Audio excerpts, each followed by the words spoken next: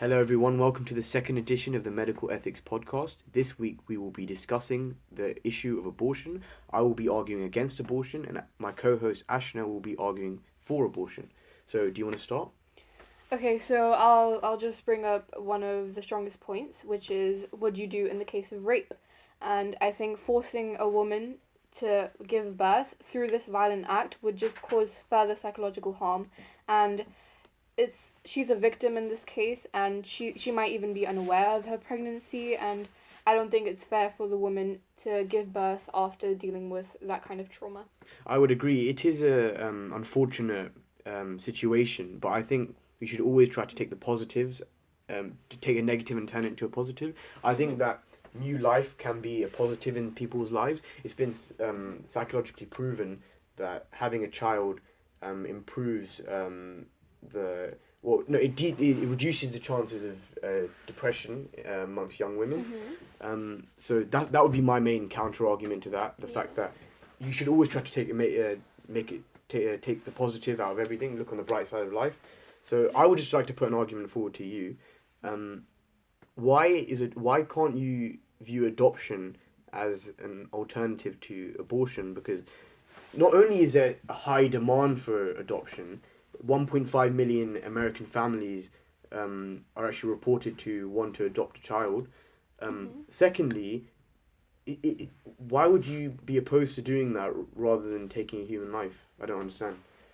I don't really agree that adoption is an alternative to abortion. This is just because it's still the woman's choice whether or not she wants to give up the child for adoption. And I think, giving birth it causes such pain, and after that I think, you would not want to give it to abortion. And even to reach that stage, I think it takes a lot within you. And even then, even if, let's say, the child is born, statistics show that very few women who give birth choose to give up their babies. And just telling a woman, oh, you can give up for adoption, I don't think that's very valid, because you can't put her through all that pain and then just say, okay, you can give it up now. Well, statistics also show that a high proportion of the number of women who apply for abortions are young women who are in their early 20s.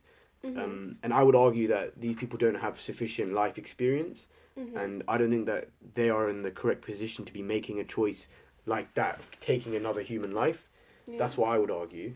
Also, I would just like to put across that it has been medically proven that abortion can have increase the risk of certain medical conditions occurring within women. For example, the risk of ectopic pregnancy, which is when the female's egg is implanted outside of the womb. So it can actually have medical effects as well on women. So yeah, but I think that's the case with everything. Even after surgeries, there's always a chance you could get infected. There's always a bad side. You can't just say, oh, it might be unsafe. So abortion is basically a medical procedure, and it could be vastly safe. So the vast majority of women who do have an abortion, and they do so in the first trimester, and the abortions have less than 0.5% risk of serious complications. And maybe, I could just say that giving birth might be a complication. Many women die giving birth, so you can't just say that abortion is kind of unsafe, so you shouldn't do it. So when do you think it's right to kill the child? Between weeks 9 and 10, when the fingernails and teeth are beginning to develop, when the baby can turn its head and frown? What about week 14, when the heart starts pumping several quarts of blood around the body? What about week 15, when they develop adult taste buds? When do you think it's right to kill the baby? I see where you're coming from, but nearly all abortions take place in the first trimester. A fetus is attached to the placenta and umbilical cord, and it's relying on the mother. So it's not really that their health is dependent on themselves. They're not a separate entity yet, and they can't exist outside of the womb. They're still a part of the mother. So I think the mother gets to choose. And I get that the baby can move and stuff, but it's not a real human being in my opinion yet. Well, the mother can choose, of course. No one's saying they can't, but can't you argue that the argument what I said before about they don't have sufficient life experience? Wouldn't you argue that if you're in your early 20s, you shouldn't be in a position to make that decision whether you want to take another human life or not?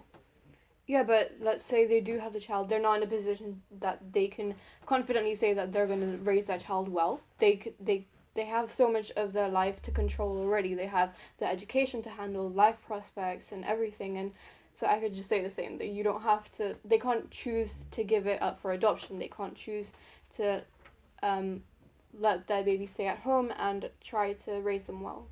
Okay, cool. Thanks for the arguments then. I think that will probably be it for this week. We'll be back next time with another hotly debated topic. Thank you very much. Thank you.